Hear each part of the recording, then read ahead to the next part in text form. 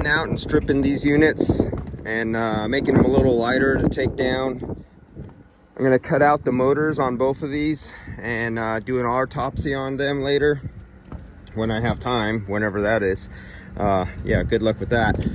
But I'm really curious. So this one is locked up, and this one was like 138 amps, 147 amps, just locked. Electrically, everything is fine.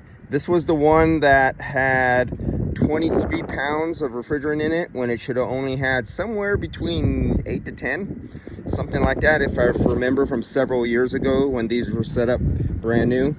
And they burnt up this compressor over here, and they burnt the other two on the other side of this roof. They burnt up those two. And so yeah, just making all that. And, you know, I was thinking of doing some experiments using this 5-ton coil and just playing around, thinking of getting a 3-phase compressor, maybe a 3-ton, and use a 3-ton compressor in this 5-ton condenser coil, or use a 5-ton 3-phase compressor with some ABB VFDs, and use all the sensors and everything like that to completely run a sensor, completely run a system isolated just out of an ABB drive. And because these coils are only like 4 years old, but they're already shot. I mean, the surface corrosion, the oxidation, the aluminum on these things are just gnarlied in the few years that it's been up here. And you can see the oxidation.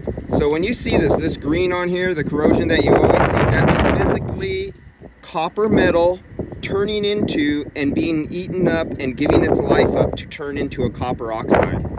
And this is only a couple years old. This was a Coleman system, so was the other one.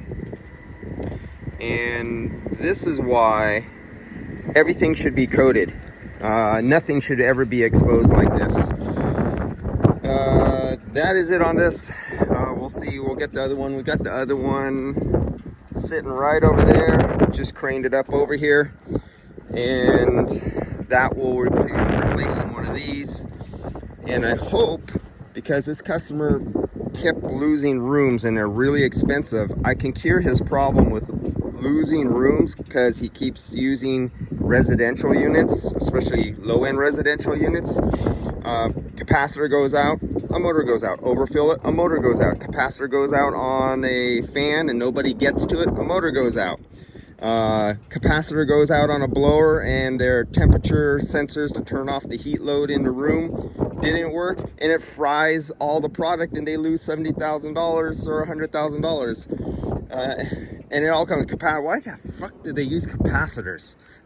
That's all. 3-phase. You know, Germany got it right. Germany has 3-phase to residential houses. The single-phase shit is just, that's the word I describe it. All right, see you guys.